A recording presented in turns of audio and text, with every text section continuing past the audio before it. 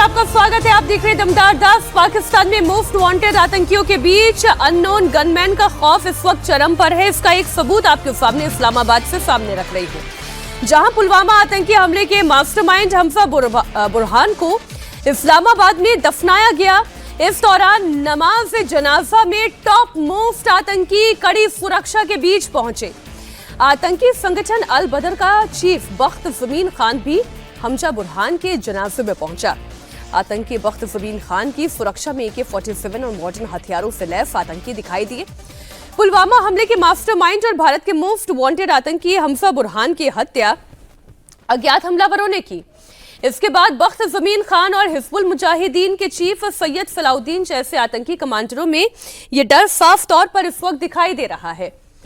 नाम तो एक सैफुल्लाह का भी है कि अगला टारगेट सैफुल्लाह हो सकता है, जो कि पहलगाम आतंकी हमले का मास्टरमाइंड था। लेकिन पहले बात हो जाए हमजा बुरहान की और फिर उसके जनाजे में जो आतंकी दिखाई दिया है। अजीत जी, ये बात तो ठीक है, अब कोई पिन पॉइंट तो नहीं कर सकता कि इसमें किसका काम है। इंडियन एजेंसी करा रही है, इसमें रॉ का हाथ है। हालांकि पाकिस्तानी ये कह रहे हैं कि इसके पीछे इंडिया का हाथ है। लेकिन ये बात ठीक है, एक एक करके जिस तरीके से आतंकी निपटाए जा रहे हैं, हमजा बुरहान निपटाया गया, कंधार हाईजैक का आतंकी वो भी निपटाया गया इसी तरीके से। जनाजे में आतंकी AK-47 की सुरक्षा के बीच में जा रहे हैं। पाकिस्तान की सरकार को ये दिखाई नहीं दे रहा। ये हम लोगों ने देखा जब पिछला जो अटैक हुआ था ऑपरेशन सिंदूर के दौरान, जब ये भारतीय सेना ने अनाउंस किया कि रात में मारा गया है वहां, और मुजफ्फराबाद में अटैक हुआ और वहां के जो जैश का जो संस्थापक है मसूद अजहर, उसके परिवार के लोग मारे गए हैं, पूरा परिवार ही एक तरह से खत्म हो जाने की खबरें आई। तब भी हम लोगों ने देखा कि उस आतंकवादियों का जनाजा निकला और उसमें पाकिस्तानी सेना के टॉप अधिकारी थे। मतलब आतंकवादी और पाकिस्तानी सेना के टॉप अधिकारी कंधे से कंधा मिला करके उस जनाजे में शामिल हो रहे थे। और उन्होंने कभी इस बात की परवाह नहीं की कि इसका क्या इंटरनेशनल मैसेज जा रहा है। दुनिया देख रही है कि सेना के लोग आतंकवादियों के साथ खड़े हैं और आतंकवादियों के जनाजे में जा रहे हैं। तो ये उनके लिए ये कोई नई बात नहीं है कि वो आतंकवादियों को, चूंकि वही लोग प्रमोट करते हैं, वो तो उनका जिहादी है, उसको वो लोग तैयार करते हैं। भारत के खिलाफ जो प्रॉक्सी वार पाकिस्तान ने और पाकिस्तान की खुफिया एजेंसी ISI ने छेड़ रखी है, उसमें ये लोग टूल की भूमिका निभाते हैं। तो इसमें कोई ये लोग तो जाएंगे उनके साथ। असली ये जो बाद में आपने कहा कि जो ये अल बदर का ही था, ये जो मारा गया हमजा बुरहान, ये अल बदर का ही था। और इस तरह के कितने स्प्लिंटर्स ग्रुप, छोटे छोटे जो नॉन स्टेट एक्टर्स वहां तैयार हुए। हम लोग तो लश्कर और जैश 2-4 इस तरह के 10-5 नाम जानते हैं, लेकिन ऐसे बहुत सारे समूह खड़े हो गए हैं जो रेजिस्टेंस का TRF को खड़ा किया। तो ये जो है, ये इस तरह की चीजें ये लोग कर रहे हैं। जो भय हुआ है, देखिए, ये इसकी आलोचना होती है, हम ही लोग या पूरा देश के लोग इजराइल की इस बात के लिए तारीफ करते हैं ना कि उसने म्यूनिख में उसके लोगों को, जो फिल्में देखते हैं, हम लोगों ने फिल्में देखी कि म्यूनिख में जिन लोगों ने मारा उन सबको खोज करके उन लोगों ने दुनिया के जिस हिस्से में थे मार डाला उन लोगों ने। तो ये दुनिया की हर खुफिया एजेंसी इस तरह के काम करती है, कोई एक्सेप्ट भले न करे, लेकिन सारी एजेंसीज करती हैं। देश के दुश्मनों को जहां आप कानूनी रूप से उनको सजा नहीं दे सकते, वो आपकी सीमाओं से बाहर है, जहां जो आपका अधिकार क्षेत्र में नहीं आता है, तो ये करते हैं लोग।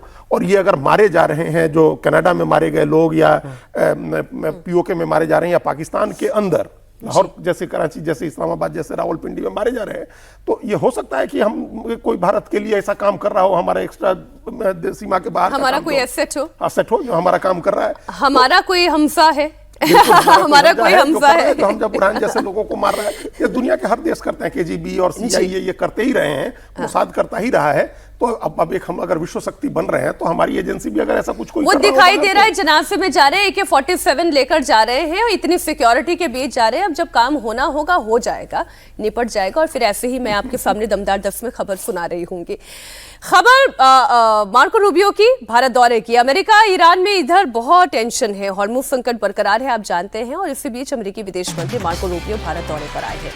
विदेश मंत्री के तौर पर रूबियो का यह पहला भारत दौरा है। 4 दिनों तक वो भारत में रहेंगे। ऊर्जा, व्यापार, तकनीक और रक्षा सहयोग पर चर्चा करेंगे। वे कोलकाता के बाद दिल्ली, आगरा और जयपुर भी जाएंगे। 26 मई को वे क्वाड देशों के विदेश मंत्रियों की बैठक में हिस्सा लेंगे। आपको बता दें कि अमेरिका से पहले ईरान और रूस के विदेश मंत्री भी भारत दौरा कर चुके हैं। ईरान के विदेश मंत्री अब्बास अरागची 13 मई से 15 मई तक भारत दौरे पर रहे थे। तब वो ब्रिक्स देशों के विदेश मंत्रियों के सम्मेलन में हिस्सा लेने पहुंचे थे। एस जयशंकर से उनकी द्विपक्षीय मुलाकात भी हुई थी। अमेरिकी विदेश मंत्री मार्को रूबियो भारत दौरे पर हैं, तो वहीं पाकिस्तान के प्रधानमंत्री चीन के दौरे पर हैं। मार्को 23 से 26 मई तक भारत में रहेंगे, तो पाकिस्तान के प्रधानमंत्री शहबाज शरीफ 23 से 26 मई के बीच बीजिंग में रहेंगे। शहबाज शरीफ का ये दौरा अमेरिकी राष्ट्रपति ट्रंप और रूसी राष्ट्रपति पुतिन के दौरे के बाद हो रहा है। शहबाज शरीफ का प्यादा आसिम मुनीर भी इस वक्त ईरान दौरे पर है। बहुत कुछ चल रहा है इस वक्त, मीटिंग्स का दौर। डोनाल्ड ट्रंप चीन गए, अब शहबाज शरीफ चीन जा रहे हैं, इधर मार्को रूबियो भारत आ रहे हैं, ईरान के विदेश मंत्री भारत आकर गए हैं। क्या दिल्ली से कोई हल निकलने की संभावना दिखाई दे रही है? नहीं, देखिए, आमतौर पे क्या होता है कि पहले जो भी वैश्विक संकट होता था उसमें कन्वेंशनल आपको कैंप्स दिख जाते थे कि ये देश एक तरफ है, ये दूसरी तरफ है। अभी आप देखें तो ये गुरिल्ला वॉरफेयर जैसा लग रहा है। अभी क्वाड की मीटिंग होगी, मेडन 4 दिन के दौरे पे आए हैं मार्को रूबियो। उसके पहले ट्रंप चाइना चले गए थे। बिल्कुल ऐसा लग रहा था कि कुछ वो जो निक्सन के टाइम में जो हेनरी किसिंजर वाली जो हुई थी, जिसके बाद बिल्कुल चाइना और अमेरिका साथ में आ गए थे रशिया से अलग होके, सोवियत यूनियन से। वहाँ पे क्या हुआ, ताइवान का मसला निकल गया, चाइना खेल गया वहाँ पे। अब वो यहाँ पे आ रहे हैं क्वाड के लिए और भारत के साथ रिश्तों को शुरुआत करने के लिए। लेकिन निश्चित तौर पे देखिए, अमेरिका हो, भारत हो, चीन भी हो, चूंकि हॉर्मुज से हमारा तो 20% सप्लाई वाला है, चीन का तो 40% जो सप्लाई होता था वो हॉर्मुज पे डिपेंडेंट था, तो वो भी उससे अफेक्टेड हो रहा है, जाहिर भी उसने किया है। तो तमाम जो विश्व के देश हैं, ये एक संकट है, सबकी अपनी अपनी कैलकुलेशन है, लेकिन ये संकट ऐसा है जिससे हर कोई प्रभावित हो रहा है। तो इसका समाधान भी हर कोई चाहता है। तो चाहे पाकिस्तान के माध्यम से ईरान को रीच आउट किया जा रहा हो या चाइना के पास जाने की हो, बस सवाल ये उठ रहा है कि इसमें अभी पूरी की पूरी जो अफरा तफरी मची है उसका सबसे बड़ा जो प्लेयर है वो अमेरिका है। और ये जो प्यूनिटिव टैरिफ से शुरुआत हुई थी, हॉर्मुज वाला मामला, ईरान वाला मामला तो बाद में आया है, लेकिन प्यूनिटिव टैरिफ से आप दोनों टॉक और इस तरीके से टैरिफ टेरर एक साथ आप चलाना चाहेंगे, नहीं होगा। तो इसमें यह जरूर है कि भारत की भूमिका क्या हो सकती है, रूस को लेके भारत की भूमिका हो सकती है, ईरान को लेके भी बैक टू बैक चैनल में भारत की भूमिका हो सकती है। वैसी स्थिति में मार्को रूबियो का यह भी है, लेकिन सबसे बड़ा चीज है कि भारत का अपना जो इंटरेस्ट है, खासकर एनर्जी सिक्योरिटी का और टैरिफ को लेके, उस पे अमेरिका और भारत में क्या कुछ समझौता हो सकता है। मुझे लगता है कि संभावना इसलिए है कि चाइना को लेके ये लोग, इन्होंने जो यू टर्न लिया क्वाड के मामले में, देखिए सारे जो देश क्वाड के थे, जापान, मैं एक एक करके देशों का नाम लेती हूँ अजीत जी, इस पे किसका इंटरेस्ट कहाँ पे किस चीज को लेकर है, थोड़ा सा दर्शकों के लिए भी आसान हो जाएगा समझना। जैसे अब भारत की बात करें, मार्को रूबियो अभी भारत दौरे पर आ रहे हैं। अमेरिका का इंटरेस्ट इन इंडिया और इंडिया का इंटरेस्ट विद अमेरिका। देखिए, भारत अमेरिका के साथ जो भारत अमेरिका का जो फ्री ट्रेड डील होनी थी, अब एक तरह से वो अटकी हुई है, रुकी हुई है। और भारत उसको ज्यादा पुश इसलिए नहीं कर रहा है क्योंकि उन्होंने जो पहले टैरिफ लगाए, जैसे को तैसा एक टैरिफ लगाया पहले, और फिर दोबारा एक दूसरे कानून के तहत जो 10 से 15, वो दोनों अब बंद खत्म हो गए हैं दोनों टैरिफ। तो अब वो टैरिफ वाला जो मामला था हम लोगों का, अब हमारे लिए परेशानी का कारण नहीं है। तो अब बात होगी तब होगी, जब बात होगी तब होगी। अभी तो जैसे पहले ट्रेड चल रहा था और हमारे ट्रेड सरप्लस था भारत के पक्ष में, तो वो बात चलती रहे। इसमें जो 2 चीजें भारत के हित के लिए जो इंपॉर्टेंट है वो ये है, जैसे कल ही खबर आई कि अब वेनेजुएला हमारा तीसरा सबसे बड़ा सप्लायर है तेल का। बिल्कुल ठीक। मतलब सऊदी अरब और कई दूसरे गल्फ के कंट्रीज पीछे चले गए, वेनेजुएला से हम अब ज्यादा तेल खरीद रहे हैं। और हमारी कंपनियां वहां जाकर के अब अमेरिका में लगा ही रही हैं, अपना रिफाइनरी लगा रही हैं, और वेनेजुएला से तेल आएगा हमारे लिए। हेवी वाटर हमारे यहाँ रिफाइन करने के लिए बेहतर टेक्नोलॉजी है, तो वेनेजुएला से तेल आने लगेगा। एनर्जी सिक्योरिटी एक इंश्योर होगी, हमारी सुरक्षित होगी। और दूसरा क्वाड है। तो क्वाड का मामला इसलिए इंपॉर्टेंट है क्योंकि धीरे धीरे अमेरिका की पहल पर क्वाड बना और अमेरिका ने खुद ही क्वाड को एक तरह से समाप्त कर दिया, उसका महत्व उसने समाप्त कर दिया। जब आप चीन के साथ डायरेक्ट बात करने लगते हैं, ताइवान को सूली पर चढ़ाने के लिए जब आप तैयार हो जाते हैं, और जब अमेरिका के राष्ट्रपति चीन गए तो उन्होंने भारत को क्यों नहीं फोन किया कि हम चीन जा रहे हैं?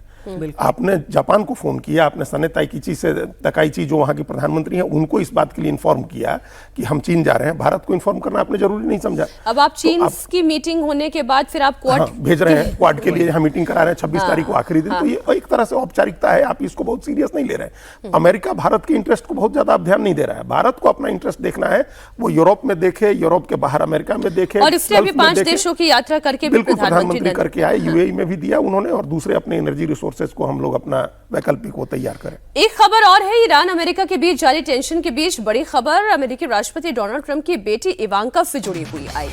इवांका ट्रंप की हत्या की साजिश का खुलासा हुआ है। अमेरिकी जांच एजेंसियों के मुताबिक आईआरजीसी से जुड़े हुए एक आरोपी ने इवांका की हत्या की प्लानिंग बनाई थी। पकड़ा गया आरोपी घर का नक्शा लेकर घूम रहा था। आरोपी कथित तौर पर ईरानी सैन्य कमांडर कासिम सुलेमानी की मौत का बदला लेना चाहता था। आरोपी की पहचान मोहम्मद बाकिर अल सादी के तौर पर हुई है, जो इराकी नागरिक है। वो कताइब हिजबुल्लाह नाम के संगठन का सीनियर मेंबर है। कताइब हिजबुल्लाह अमेरिका में जगह जगह विस्फोट की तैयारी कर रहा है। और जब आपको ध्यान होगा, शुरुआत में ये चर्चा लगातार हम आपको दमदार 10 में ही सुनाते रहे हैं कि जो अमेरिका और ईरान के बीच में ये टसल शुरू हुई, फिर टसल के बाद जो वॉर तक पहुंच गई, सचिन जी, उसका सबसे बड़ा थ्रेट अमेरिका के लिए है, क्योंकि ईरान तो जो गवा रहा है वो गवा ही रहा है। वो थ्रेट अमेरिका के लिए इस लिहाज से है कि अब लोन वुल्फ अटैक्स जो है वो हो सकते हैं। बिल्कुल आपने सही कहा, ये लोन वुल्फ अटैक का ही मामला है। चाहे आप देखिए अभी बांग्लादेश में जो हुआ था, लोग भूल गए उसको, कि जिस समय कुछ बहुत ही काफी पढ़े लिखे लड़कों ने एक कैफे में जाके लोगों से कलमा पढ़ने के लिए बोला और जो नहीं पढ़ पाए उनका गला काट के हत्या किया था। और तब से आता है कि हर जगह आपको अल कायदा और ISIS इस तरह के संगठन की आवश्यकता नहीं है। लोन वुल्फ क्या है कि वो इंस्पिरेशन ले लेते हैं, एक उम्मा का कॉन्सेप्ट है, एक इंटरप्रिटेशन है, वो रेडिकल इस्लाम का, उससे रेडिकलाइजेशन हो रहा है, हम लोग भी उससे जूझ रहे हैं। और वैसी स्थिति में ईरान, जो कि आप देखिए आयतुल्लाह खमानी के समय से जब से इस्लामिक रिवॉल्यूशन हुआ, पूरे दुनिया में इस्लामिज्म और इस्लामिक टेररिज्म को सेंटर स्टेज पे, ग्लोबलाइजेशन जो है वो इस्लामिक टेररिज्म का भी हुआ है और वो ईरान जो है उसका सबसे केंद्र में है। उसके बाद से वो इंस्पिरेशन आया। शिया सुन्नी का मसला भी उसमें साइड हो जाता है, क्योंकि लोग लेते हैं कि हाँ ये अपना बिल्कुल प्योर एक रेडिकल वर्जन हमारा है जो होना चाहिए। वैसी स्थिति में ट्रंप पे तो ऑलरेडी हमले हुए हैं। इस तरह की कोशिश कोई करे और इस तरह की कोशिश करते रहेंगे तो 9/11 के बाद जो एक मिथक टूटा कि आप अभेद्य हैं, अब आप अमेरिका जो है हाइपर पावर है, सुपर पावर भी नहीं, सुरक्षा के इंतजाम वहां पे किए गए, लेकिन बावजूद इसके आपकी डोमेस्टिक पॉपुलेशन वैसी है जिसके, और हम लोग देख ही रहे हैं पश्चिम देशों के जो यंग जनरेशन है, खासकर वो जो मुस्लिम पृष्ठभूमि से आते हैं, उनके बीच में रेडिकलाइजेशन इस हद तक है कि औरतें भी, आप देखिए कि बहुत सारे, जब इराक की लड़ाई हो रही थी या उसके बाद में बहुत सारे मसले हो रहे थे, जा के उन्होंने सर्व किया है, फिर वापस आए, हमारा देश भी उससे जूझा है। सर, अभेद तो कोई नहीं है, और ये तभी साबित हो गया था जब अमेरिका को खुद आतंकवाद का जब डंक जिसे कहते हैं ना लगा, जब वहां पर 9/11 हुआ, तब उन्हें समझ में आया कि अभेद वो भी नहीं और ये आतंकवाद कितना बड़ा श्राप है पूरी दुनिया के लिए। हालांकि इवांका ट्रंप की हत्या की साजिश के खुलासे के बाद ट्रंप ने अपने सभी दौरे रद्द कर दिए। छुट्टी पर गए अधिकारियों को फौरन बुलाया गया और बताया जा रहा है कि ट्रंप ईरान पर मिलिट्री स्ट्राइक की बड़ी तैयारी कर रहा है। ट्रंप अभी व्हाइट हाउस में मौजूद है। रक्षा और खुफिया अधिकारियों ने विदेश में स्थित अमेरिकी ठिकानों के लिए रिकॉल रोस्टर अपडेट करना शुरू कर दिया है। तो वहीं मिडिल ईस्ट में तैनात सैनिक बाहर निकल रहे हैं। ट्रंप किसी भी वक्त ईरान पर अटैक कर सकते हैं, ऐसी सिचुएशन बन रही है। इसलिए अब यह सवाल खड़ा होता है कि क्या एक बार फिर से युद्ध तेज होगा या कोई और तस्वीर निकलकर सामने आएगी। ये टेंशन क्या एग्रीवेट हो रही है? वो तो जब चाहेंगे ट्रंप तब करेंगे। ट्रंप के फैसले जियोपॉलिटिकल सिचुएशन से नहीं निर्धारित हो रहे हैं, मिलिट्री प्रिपेयर्डनेस के जो उनका है उसके हिसाब से नहीं वो तय कर रहे हैं। अभी उनके फेवरेट फील्ड मार्शल जो हैं आसिम मुनीर, वो गए ईरान, तो उसी से बात करें। आपका बहुत फेवरेट फील्ड मार्शल है, आप उसको बुला करके लंच, तो अमेरिका का ही तो पर्चा लेकर गए होंगे ईरान। और ट्रंप के फेवरेट फील्ड मार्शल है, तो ट्रंप उससे क्यों नहीं बात कर रहे हैं कि भाई तुम ईरान से बात कर रहे हो, तुम्हारा प्रपोजल हमारे पास आ रहा है, हमारा प्रपोजल तुम लेके जा रहे हो, शांति की वार्ता हो रही है, और ईरान का कोई व्यक्ति या इराक का कोई व्यक्ति जो किसी एक छोटे से संगठन से जुड़ा हुआ है, वो हथियार लेकर के घूम रहा है, हमारी बेटी के खिलाफ कर रहा है, तो तुम बात करो, तुम रोको इसको। भाई आखिर आतंकवाद का जो जिसके जिम्मे है आतंकवाद को फैलाने, वो तो पाकिस्तानी है और वो तो वही है। आसिम मुनीर से सीधे बात करिए ना भाई, आपकी क्यों ऐसा हो रहा है, आप मत करिए इसको। ये ट्रंप की पॉलिसी का बहुत बड़ा फेलियर है कि इस तरह की घटनाएं हो रही हैं। आप बार बार अपने, हो सकता है किसी डोमेस्टिक पॉलिसी से इस तरह की चीजें भी कर रहे हैं, इसका कोई और लाभ उठा ले वो, जो उनका अपना, वो तो अमेरिका में डेमोक्रेट्स जो है वो कहते हैं कि आप गन कल्चर बंद करिए, और रिपब्लिकन कहते हैं कि गन कल्चर होना चाहिए। गन जो है तो वो उसके शरीर, उसकी पहचान का हिस्सा है, अमेरिकी पहचान का हिस्सा है। इससे बड़ी आसानी से लोगों को गन्स मिलते हैं, तो आप इसको भी कंट्रोल करिए एक तो अपने यहाँ, और अपने सबसे पहले बात कि आसिम मुनीर से बात करिए, उसको कहिए कि ये सब नहीं हो। एक पॉलिटिकल खबर है, तुलसी गबार्ड ने रिजाइन कर दिया है। ईरान से जारी टेंशन के बीच ट्रंप के करीबियों में से एक तुलसी गबार्ड ने ट्रंप प्रशासन से इस्तीफा दे दिया है। तुलसी गबार्ड ने अमेरिकी खुफिया विभाग के डायरेक्टर पद से इस्तीफा दिया। उन्होंने सोशल मीडिया पर लिखा कि पति की बीमारी की वजह से इस्तीफा दिया है। तुलसी गबार्ड 30 जून को अपना पद छोड़ रही हैं। उनके प्रति अब्राहम को हड्डी का कैंसर हुआ है और वो उनके साथ रहना चाहती हैं। ये उतना ही सिंपल है जैसा दिखाई दे रहा है। अजीत जी? नहीं, बिल्कुल नहीं। ये तो काफी दिन से इस बात की चर्चा चल रही थी कि वो ट्रंप के साथ उनकी बन नहीं रही है। अभी तक रेजिग्नेशन लिया गया है, उनको कहा गया है रेजिग्नेशन देने के लिए। और आप देखिए ट्रंप ने कितने लोगों को सैक किया अपने दूसरे कार्यकाल में। अभी उनके दूसरे कार्यकाल का 1.5 साल नहीं पूरा हुआ है और एटलीस्ट 4 या 5 लोगों को वो हटा चुके हैं।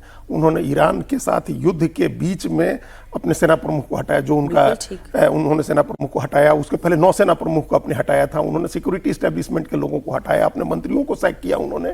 तो उसी क्रम में ये चर्चा चल रही थी। वॉर के फेवर में नहीं था, उनको सब एक एक करके वो हटाते गए, हटा रहे थे। तुलसी गबार्ड ये तुलसी गबार्ड ने कई ऐसी खबरें आई। ये सारा जो इंटेलिजेंस के जितनी एजेंसीज हैं, 20, 22, 23 जितनी एजेंसीज हैं, उनकी हेड हैं ये। और उन एजेंसीज ने कई बार कहा, ये एकदम उनकी एजेंसीज की रिपोर्ट है जो कांग्रेस में रखी गई, कि ईरान थ्रेट नहीं है। ये कहा गया कि ईरान अभी परमाणु हथियार नहीं बना रहा है। कई उन लोगों ने कहा कि ईरान कोई हमले की तैयारी नहीं कर रहा था।